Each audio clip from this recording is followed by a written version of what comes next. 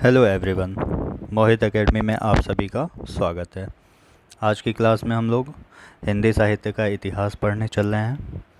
एक क्लास इतिहास की होगी और एक क्लास हम लोग व्याकरण की रखेंगे, जो सभी एग्ज़ाम के लिए अनिवार्य होगी।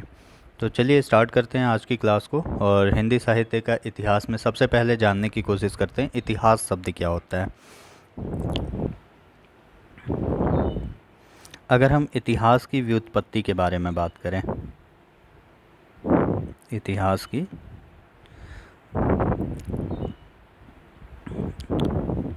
इतिहास शब्द की व्युत्पत्ति,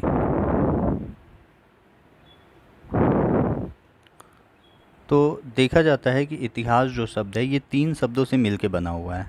पहला नाम इसका आता है इति, दूसरा आता है ह और तीसरा आता है आस।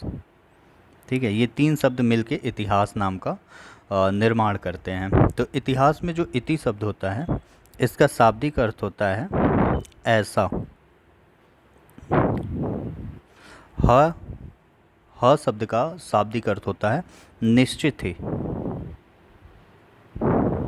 निश्चित ही। और आस का अगर कोई आपसे अर्थ पूछे तो आप क्या बताएंगे? था या घटित हुआ। ठीक है। अब अगर कोई आपसे कहता है कि इतिहास शब्द का शाब्दिक अर्थ क्या हुआ, तो आप अपने से भी अब लिख सकते हैं ऐसा निश्चित ही था या घटित हुआ।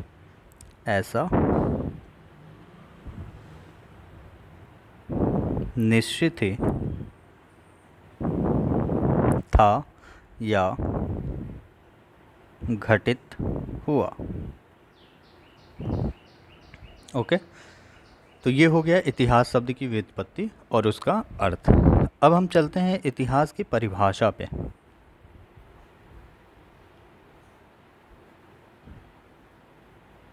परिभाषा के बारे में बात करें, परिभाषाएं, इतिहास की अगर परिभाषाओं के बारे में बात करें तो सबसे पहला नाम आता है, सबसे पहले नाम हम लेते हैं इनके जनक के रूप में हेरोडोट्स को।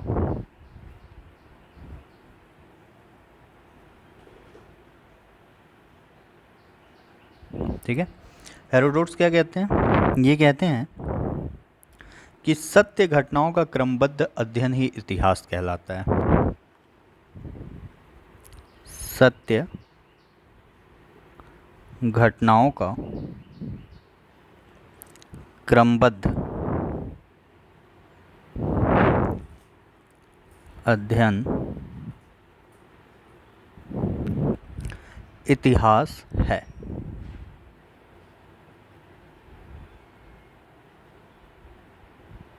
इतिहास है, ठीक है। मतलब जो घटनाएं सत्य हैं उन्हीं का अगर हम क्रमबद्ध तरीके से अध्ययन करते हैं तो वो इतिहास कहलाता है। इसके बाद नाम आता है चार्ल्स डार्विन का। नंबर सेकंड की अगर हम बात करें तो नंबर सेकंड आते हैं चार्ल्स डार्विन।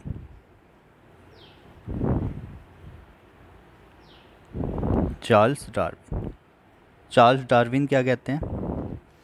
ये कहते हैं कि सृष्टि का बाह्य विकास उसके आंतरिक विकास का परिणाम है। किसी भी कार्य के पीछे कुछ निश्चित कारण होते हैं। इसी कारण कार्य श्रृंखला को खोजते हुए आंतरिक विकास प्रक्रिया को समझना ही क्या है? इतिहास है। ओके, तो क्या कहते हैं ये कहते हैं सृष्टि का बाह्य विकास, सृष्टि का बाह्य विकास उसके आंतरिक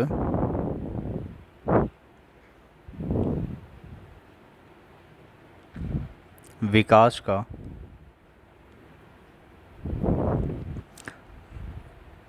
परिणाम है। किसी भी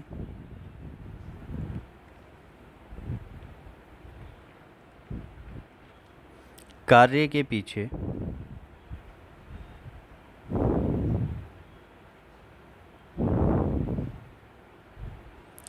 कुछ निश्चित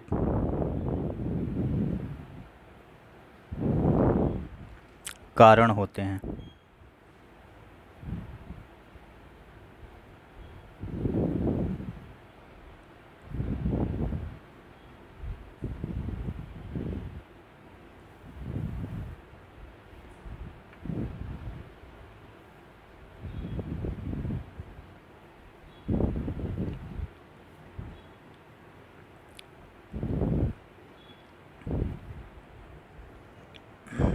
कुछ निश्चित कारण होते हैं। इसी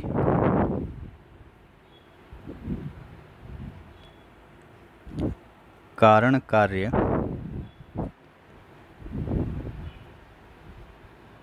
श्रृंखला को खोजते हुए आंतरिक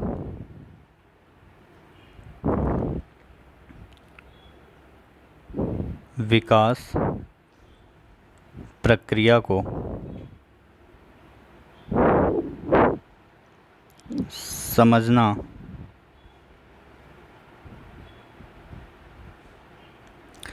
इतिहास कहलाता है। इतिहास कहलाता है।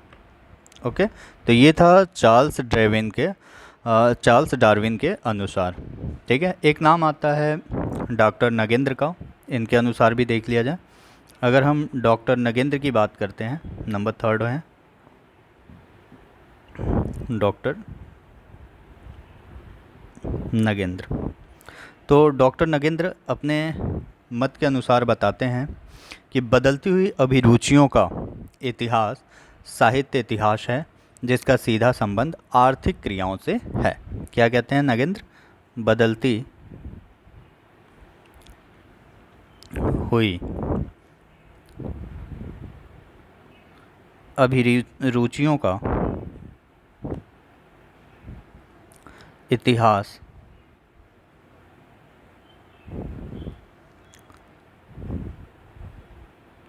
साहित्य इतिहास, साहित्य प्लस इतिहास से मिलकर बना है साहित्य इतिहास है, जिसका सीधा संबंध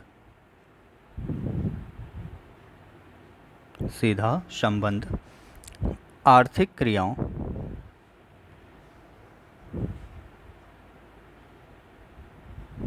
से है, जिसका सीधा संबंध आर्थिक क्रियाओं से है। ये डॉक्टर नगेंद्र के अनुसार है। नंबर 4 की बात करते हैं तो आचार्य रामचंद्र शुक्ल का नाम आता है। तो शुक्ल के अनुसार अगर हम देखते हैं तो इन्होंने बड़ा सटीक कहा है और बड़ा फेमस ये इनका कथन है, जो काफ़ी एग्ज़ाम में पूछे भी जाते हैं। तो इसको ध्यान से नोट करिएगा। कहते क्या है कि प्रत्येक युग का साहित्य वहाँ की जनता की चित्तवृत्तियों का संचित प्रतिबिंब है। ठीक है, यही लाइन सबसे ज़्यादा एग्ज़ाम में देखने को मिलता है। लेकिन पूरा अगर देखा जाए तो इसके आगे कहा गया कि और ये निश्चित है कि ये चित्तवृत्तियाँ प्रत्येक युग में बदलती रहती हैं और बदलती हुई चित्तवृत्तियों के साथ साहित्य परंपरा का सामंजस्य दिखाना ही इतिहास है। ठीक है, तो इसको लिखिएगा कि प्रत्येक युग का साहित्य वहाँ की जनता की चित्तवृत्तियों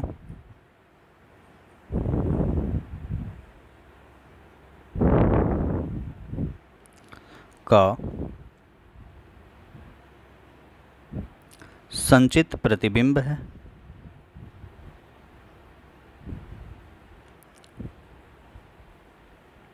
और ये निश्चित ही है कि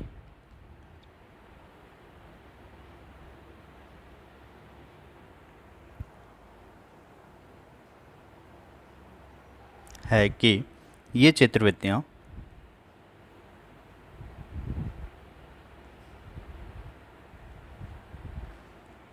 प्रत्येक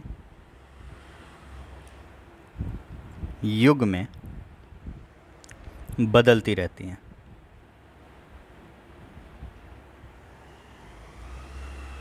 और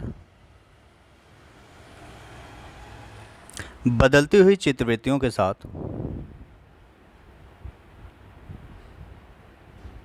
बदलती हुई चित्रवृत्तियों के साथ साहित्य साहित्य परंपरा का सामंजस्य दिखाना ही इतिहास है। सामंजस्य दिखाना ही इतिहास है। ओके, तो ये था आपके शुक्ल जी के अनुसार। इसके बाद नेक्स्ट नाम आता है आचार्य हजारी प्रसाद द्विवेदी का। अगर हम आचार्य हजारी प्रसाद द्विवेदी को देखते हैं तो आचार्य हजारी प्रसाद द्विवेदी ने, अगला नाम है आचार्य हजारी प्रसाद द्विवेदी का, नंबर 5।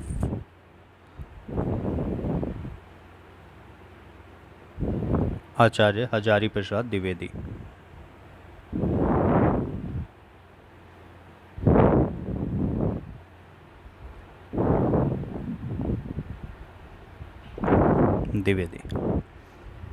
इन्होंने क्या कहा है? इन्होंने बहुत छोटा सा एक सेंटेंस कहा कि मानवीय प्रवृत्तियों की खोज इतिहास है। सबसे सिंपल इन्होंने ही कहा कि मानवीय प्रवृत्तियों की खोज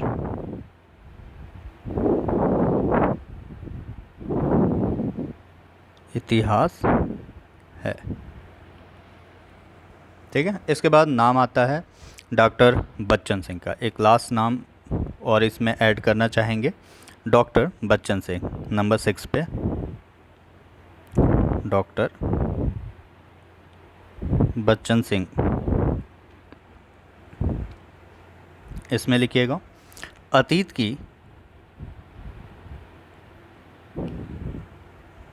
घटनाओं के कारण, पूरा सेंटेंस क्या है इनका? अतीत की घटनाओं के कारण एवं वर्तमान में उनकी उपयोगिता का मूल्यांकन इतिहास है तथा साहित्य दृष्टि से इसका विश्लेषण साहित्य इतिहास है। ठीक है, इसी को आप यहाँ पे नोट करेंगे। अतीत की घटनाओं के कारण एवं वर्तमान में उनकी उपयोगिताओं या उनकी उपयोगिता का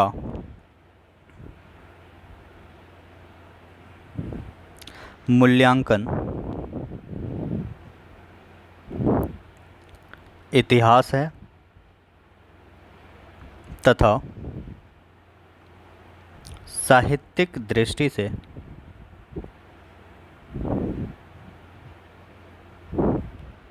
इनका विश्लेषण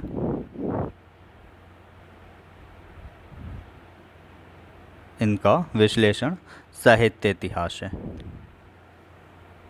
साहित्य इतिहास है। ओके, तो ये पूरा परिभाषा था। और भी विद्वानों ने अपने अपने अनुसार कई तरह के मत दिए हैं इतिहास के विषय में, लेकिन जो मोस्ट है उसके बारे में हमने आपको लिखवा दिया, जिनमें शुक्ल जी का सबसे ज़्यादा इम्पोर्टेंट है। ठीक है, तो ये रहा आपके इतिहास के बारे में। दो चीज़ आप सीखें, एक तो व्युत्पत्ति अर्थ और दूसरा आपने सीखा इतिहास की परिभाषा। अब हम चलते हैं इतिहास लेखन की पद्धतियों के बारे में देखते हैं। अगर हम बात करें इतिहास लेखन की पद्धति की, तो कहा जाता है कि इतिहास लेखन के अनुसार कई तरह की पद्धतियों का निर्माण हुआ।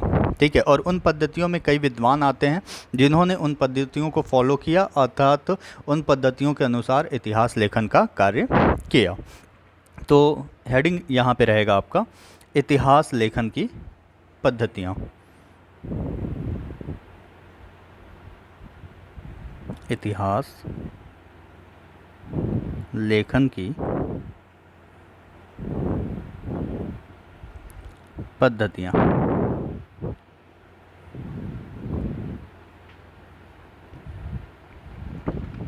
ओके, अगर हम बात करें इतिहास लेखन की पद्धति की, तो सबसे पहला नाम आता है इसमें वर्णानुक्रम पद्धति। वर्णानुक्रम पद्धति, मतलब वर्ण के अनुसार यहाँ पे लिखने का कार्य चल रहा था। ठीक है, वर्णानुक्रम पद्धति। इसके तहत अगर आने वाले विद्वानों के नाम देखें तो सबसे पहला नाम आता है गारसा द तासी का, गारसा द तासी। और दूसरा नाम आता है शिव सिंह सेंगर, शिव सिंह सेंगर। ओके, ये सारी चीज़ें एक जगह पे रहेंगी तो आपको चीज़ें अच्छे से याद भी हो जाएंगी, और कभी भी कोई चीज़ भूलेगा ना कि कौन सा विद्वान किस में आता है, तो आप इस लिस्ट को देख के तुरंत उस चीज़ को रिवाइज कर लेंगे। ठीक है, सेकंड अगर हम नाम लें तो सेकंड नाम आता है हमारा कालानुक्रम पद्धति, कालानुक्रम पद्धति। और इसके तहत अगर हम देखें तो एक नाम आता है ग्रियर्सन, सभी जानते होंगे, और एक नाम आता है मिश्र बंधु का। ठीक है, तीन भाइयों के नाम को आपस में मिला के मिश्र बंधु शब्द का निर्माण कर दिया गया है। ठीक है, इसके बाद नंबर थर्ड की अगर हम बात करें तो नंबर थर्ड पे आता है आपका, नंबर थर्ड अगर देखें तो नंबर थर्ड पे आप वैज्ञानिक पद्धति को ले सकते हैं, वैज्ञानिक पद्धति। और वैज्ञानिक पद्धति के तहत जो नाम आता है विद्वान का वो है गणपति चंद्र गुप्त, गणपति चंद्र गुप्त। इसके बाद नेक्स्ट अगर हम बात करें तो नंबर 4 पे आता है विधेयवादी पद्धति, विधेयवादी पद्धति। और इसके तहत अगर देखें तो नाम आता है आचार्य रामचंद्र शुक्ल का, आचार्य रामचंद्र शुक्ल।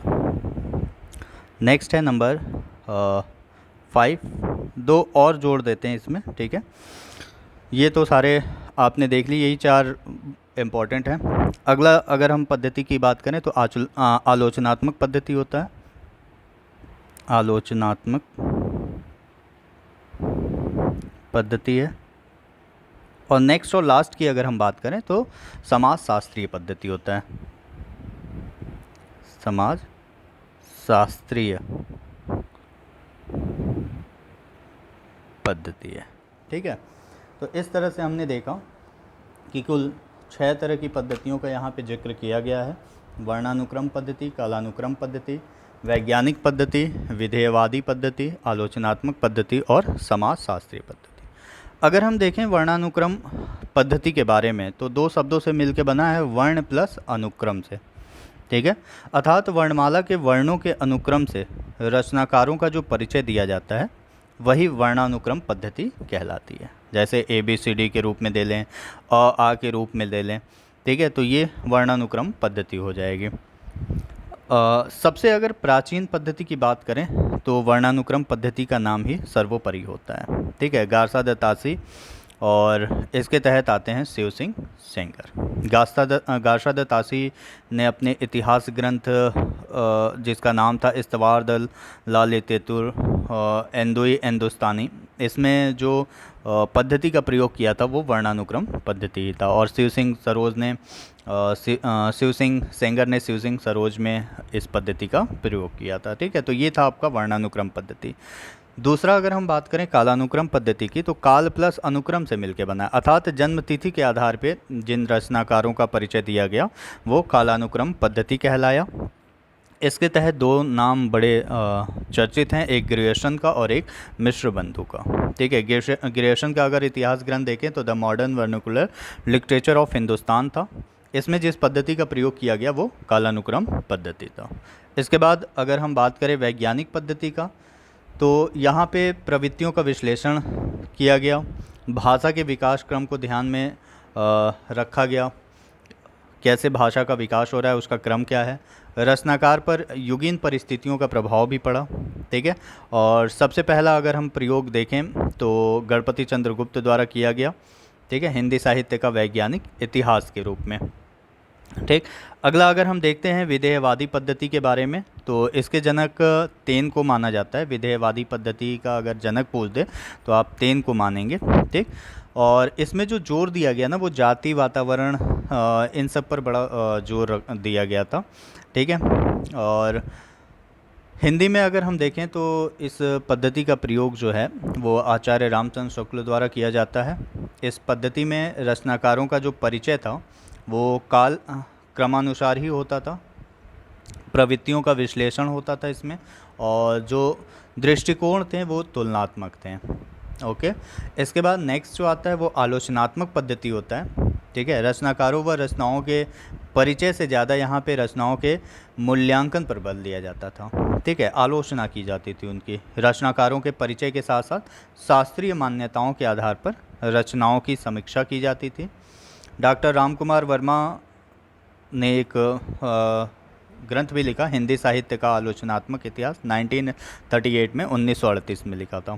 ठीक है। तो आलोचनात्मक पद्धति मतलब जहाँ पे रचनाओं का मूल्यांकन किया जा रहा है। समाजशास्त्रीय पद्धति क्या था? समाजशास्त्रीय पद्धति में रचनाकारों के परिचय के साथ साथ इस बात पर बल दिया जाता था कि उसने समाज से क्या कुछ ग्रहण किया तथा रचनाकार का समाज पर क्या प्रभाव पड़ा। ऐसी पद्धति को हम लोग समाजशास्त्रीय पद्धति कहते हैं। ठीक है। उम्मीद करते हैं ये वीडियो आपको बहुत कुछ नॉलेज दी भी होगी और बहुत कुछ आपको एक्स्ट्रा चीज़ें सीखने को भी मिली होंगी। ठीक है। अगर वीडियो अच्छा लगे तो आप अपने दोस्तों तक, अपने करीबियों तक पहुंचाइए इस वीडियो को, ताकि इस क्लास को हम लोग कंटिन्यू कर सके। और फिर आगे की क्लास अगर हम देखते हैं तो इनके स्रोत के बारे में पढ़ेंगे कि हिंदी साहित्य के इतिहास का स्रोत क्या था। ठीक है। तो आज के लिए इतना ही, मिलते हैं कल की क्लास में। तब तक के लिए आप सभी को धन्यवाद।